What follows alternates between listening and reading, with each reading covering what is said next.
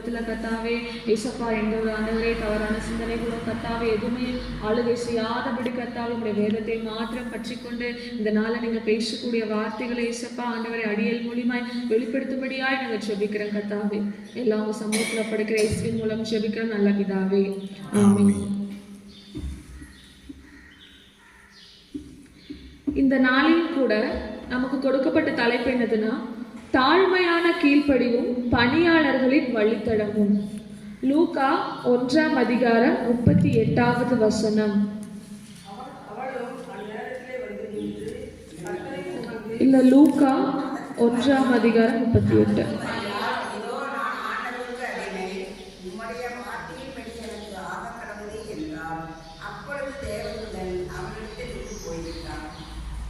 ஆமென்.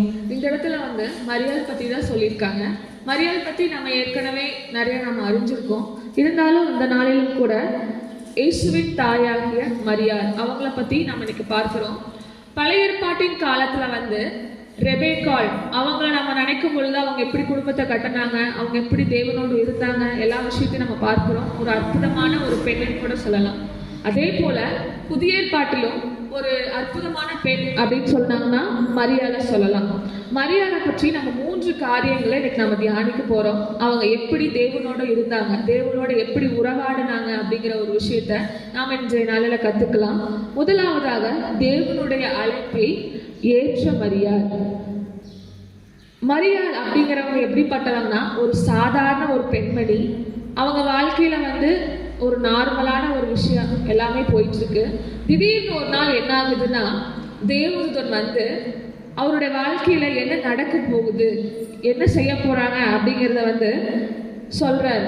அதே லூக்கா 1ஆம் அதிகாரம் 28லிருந்து 36 வரைக்கும் நம்ம பார்க்கும் பொழுது அந்த தேவதூதன் மரியாளோட வாழ்க்கை எப்படிப்பட்டதா மாறப்போகுது அப்படிங்கிறத பத்தி அந்த தேவதூதன் மரியாள் இடத்துல சொல்றாங்க. அதை கேட்ட உடனே மரியாளுக்கு ஒரு யோசனை என்னதுன்னா, நம்மளுடைய வாழ்க்கையே மாறப்போகுது அப்படிங்கிற ஒரு சந்தோஷம் அவங்களுக்குள்ள இருந்துச்சு. அதை சொன்ன உடனே, ஏன்னா அவங்க கடவுள், அதாவது பிதாவாகிய ஒரே பேரான குமாரனை பெற்றிருக்கக்கூடிய ஒரு தாயா திகழ போறாங்க அப்படின்னு அந்த இடத்துல சொல்லும் பொழுது மரியாள் ரொம்ப சந்தோஷப்பட்டாங்க. இன்னொரு விஷயம் என்னதுன்னா, ரொம்பவும் பயப்பட்டாங்க. ஏன்னா இது ஒரு சாதாரணமான ஒரு விஷயம் இல்லை, அது அவங்களோட வாழ்க்கைக்கான ஒரு பொறுப்பா திகழப்பட்டுச்சு. அப்போ அந்த இடத்துல மரியாள் ஒரு கேள்வி கேட்குறாங்க, இது எப்படி ஆகும் அப்படின்னு சொல்லிட்டு கேட்குறாங்க. ஏன்னா அவங்க ஒரு மனித ஒரு பிறவிங்கிறதுனால இது எப்படி நடக்க போகுது அப்படிங்கிற ஒரு கேள்வி வந்துச்சு.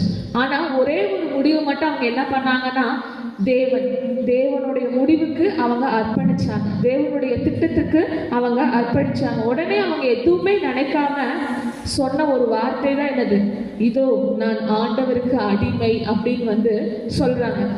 எவ்வளோ பெரிய இந்த ஒரு வார்த்தை அவங்களோட வாழ்க்கையை தாழ்த்துறாங்க. ஆண்டவருக்கு அடிமைன்னு சொல்லிட்டு அவங்களோட முழு வாழ்க்கையுமே தாழ்த்துறாங்க கடவுள்கிட்ட. அவங்க ஒரு கன்னிகையாகி ஒரு மரியாள். அப்போ அவங்க நிறைய நினைச்சிருக்கலாம், என்னோட வாழ்க்கை இப்படிப்பட்டதா அமையும், தேவன் இப்படிப்பட்டதா கொண்டு போவாங்கன்னு நினைச்சிருப்பாங்க, நிறைய திட்டங்களோட இருந்திருப்பாங்க. ஆனா அந்த நேரத்துல தேவதூதன் சொன்ன உடனே அவங்களோட வாழ்க்கையை பற்றி அவங்க நினைக்கவே இல்லை. அவங்களோட ஃபியூச்சர் எப்படிப்பட்டதா இருக்கும், அடுத்து என்ன செய்ய போறோம் அப்படிங்கிற பத்தி எந்த ஒரு விஷயத்தையுமே அவங்க நினைக்காம ஒரே ஒரு விஷயத்தை மாத்திரம் செஞ்சாங்க. ஆண்டவரிடத்துல ஒப்பு கொடுத்தாங்க. நான் உங்களுடைய அடிமை, நீங்க என்ன செய்றீங்களோ, நீங்க என்ன சொல்றீங்களோ அதன்படி நான் கேட்பேன் அப்படின்னு ஆண்டவருடைய அழைப்பை ஏற்றுக்கொண்டாங்க. இன்றைய நாளிலும் கூட தேவன் அதைத்தான் நம்ம உள்ளத்துல கேட்கிறாரு. இப்ப உங்களை அழைக்கிறார், நீங்க அவருடைய அழைப்புக்கு வரீங்களா, அவருடைய அழைப்புக்கு நீங்க ஏற்றுக்கொண்டு வரீங்களான்னு நம்ம சிந்தித்து பார்க்கணும். இரண்டாவது ஒரு விஷயம் என்னதுன்னா, அவமானத்தையும் கஷ்டத்தையும் தாங்கிய மரியாள் அப்படின்னு சொல்லி நம்ம பார்க்கிறோம். அவங்க தாயாகி மரியாள் என்ன பண்ணாங்கன்னா, தேவனை ஏற்றுக்கொண்டாங்க, அவங்களோட வாழ்க்கையில போயிட்டு இருக்கு. ஆனா சில நேரங்களில் என்ன ஆகுதுன்னா, அவங்களுடைய வாழ்க்கை அப்படியே சுலபமா போகல. அந்த இடத்துல வலிகள் இருந்துச்சு, கஷ்டங்கள் இருந்துச்சு, அந்த வாழ்க்கையை வாழ்வதே ஒரு சவாலா இருந்துச்சு. அது எல்லாவற்றையும் அவங்க மேற்கொண்டு வாழ வேண்டியதா இருந்துச்சு.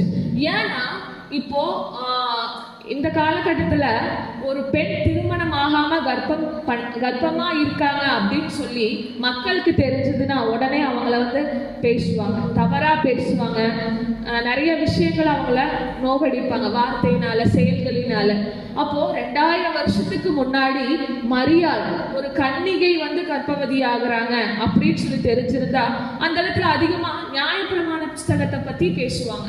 நியாயப்பிரமாணத்துல அந்த புஸ்தகத்துல எப்படி கொடுத்துருக்குறாங்களோ அந்த மாதிரி இருக்கணும், அப்படி இல்லைன்னா அவங்கள கல்லெறிஞ்சு கொல்லணும் அப்படிங்கிற ஒரு கொலை, அவங்களோட உயிரே போற அளவுக்கு இருந்திருக்கும்.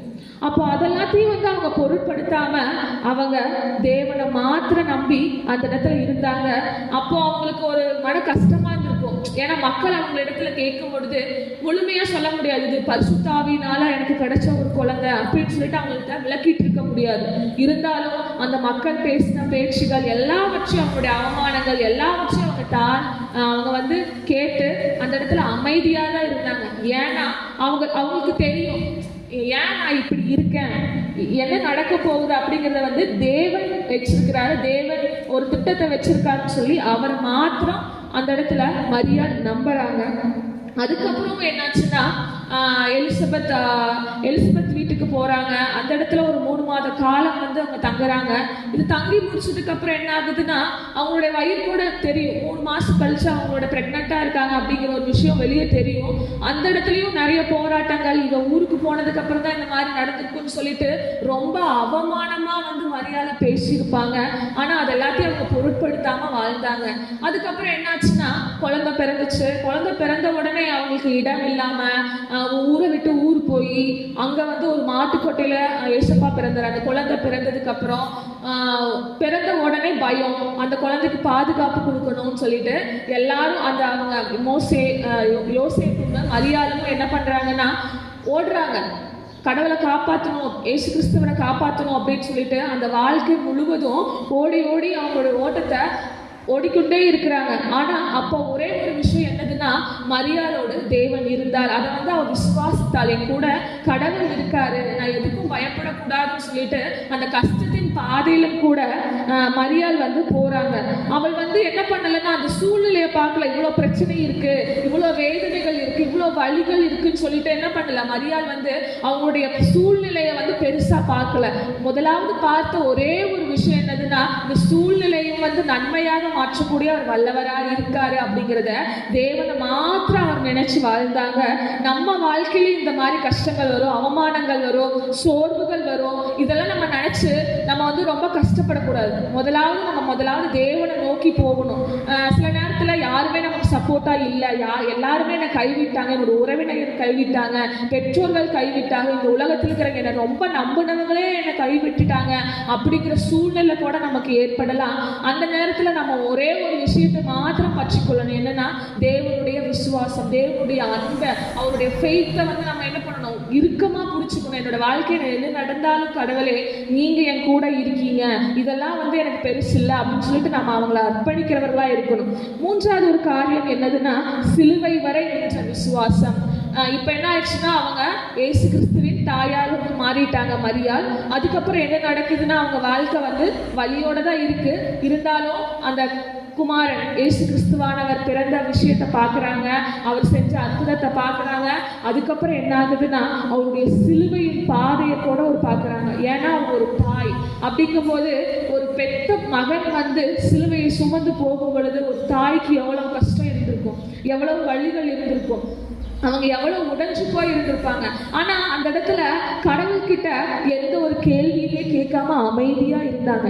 அவருடைய சிலுவை பாதை, அந்த கடைசி சிலுவையில சுமந்து நிற்கும் பொழுதும் கூட சிலுவை பக்கத்துல நின்று மரியாள் வந்து இயேசுவை பார்த்தாங்க.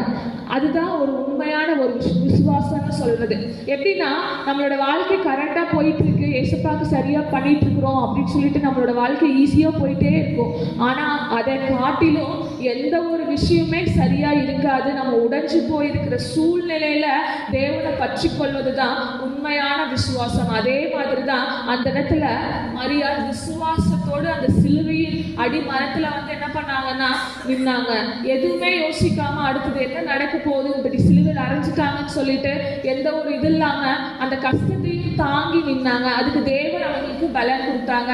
அந்த நேரத்துல இப்ப என்ன ஆகுதுன்னா, அந்த கன்னிகையாகிய மரியாள் வந்து ஒப்பு கொடுக்காம அவங்களுடைய வாழ்க்கையை வந்து கடவுளிடத்துல ஒப்பு கொடுக்காம இருந்திருந்தாங்கன்னா இப்ப வாழ்க்கை எப்படிப்பட்டதா இருந்திருக்கும். ஆனா இப்ப வரைக்கும் நான் மரியாதை எப்படி பார்க்கிறோம், ஒரு தாய் அவங்க ஒரு கன்னிகையா இருந்த போதிலும் தேவனுக்கு ஒப்பு கொடுத்தாங்கன்னு இப்ப வரைக்கும் அவங்க நம்ம புகழ்கிறோம். இயேசுவின் தாயாகிய மரியாள் அப்படிங்கிற ஒரு பேர் அவங்களுக்கு கிடைச்சிருக்காரு. ஆனா அதை ஏற்றுக்கொண்டதுனால, தேவன் சொன்ன திட்டத்துக்கு அவங்களோட வழியை ஆயத்தப்படுத்தினதுனால இப்ப வரைக்கும் அவங்க எப்படி பேசப்படுறாங்க, ஒரு உன்னதமான ஒரு பெண்ணா இப்ப வரைக்கும் பேசப்படுறாங்க. நாமளும் அதே போலதான் இந்த நேரத்துல அவங்களுடைய பாடுகளை பார்த்தோம், அவங்க வாழ்க்கை எப்படிப்பட்டதா இருந்துச்சு நம்ம சிந்திச்சோம்.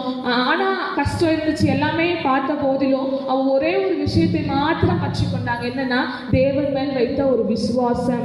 இன்றைய நாளிலும் கூட நம்ம சொல்லணும், கர்த்தாவே என்னை நீங்க பயன்படுத்துங்க, என்னோட வாழ்க்கையில உங்க திட்டம் என்ன அப்படின்னு சொல்லிட்டு நம்ம கடவுளிடம் கேட்கும் பொழுது கண்டிப்பா அதை நமக்கு வெளிப்படுத்துவாரு. ஆனா அந்த ஒரு வாழ்க்கை வந்து ஈஸியா இருக்குன்னு மட்டும் நம்ம நினைக்க கூடாது. எப்போ நம்ம கடவுளுடைய திட்டத்திற்கு நம்மளுடைய வாழ்க்கையை ஒப்பு கொடுக்கிறோமோ அப்பத்துல இருந்து கஷ்டங்கள் வரும், போராட்டங்கள் வரும், எல்லா விஷயங்களும் வரும். சந்தோஷம், மகிழ்ச்சி, இந்த மாதிரி சந்தோஷத்தை மாத்திரம் நமக்கு கிடைக்காது, எல்லா வழிகளுமே வரும், வேதனைகளும் வரும். ஆனா அந்த இடத்துல நம்ம உறுதியா ஒரு உண்மையா நம்ம என்ன பண்ணணும்னா தேவனை தேடணும்னு சொல்லி இந்த நாட்களில பார்க்கிறோம். நாமளும் மரியாள் போல விசுவாசமா இருக்கணும், விசுவாசத்துல நம்ம நிலைச்சு நிற்கணும். நம்ம சூழ்நிலை எப்படி வேணா இருக்கலாம், அது எதுவுமே பார்க்காம தேவனை மாத்திரம் பார்க்க வேண்டும். அதுதான் இந்த நாளில் நம்ம கத்துக்கிறோம். மரியாள் போல நம்ம வாழ ஆண்டவரிடத்துல நம்ம ஒப்பு கொடுக்கலாம். ஜெபிக்கலாம்.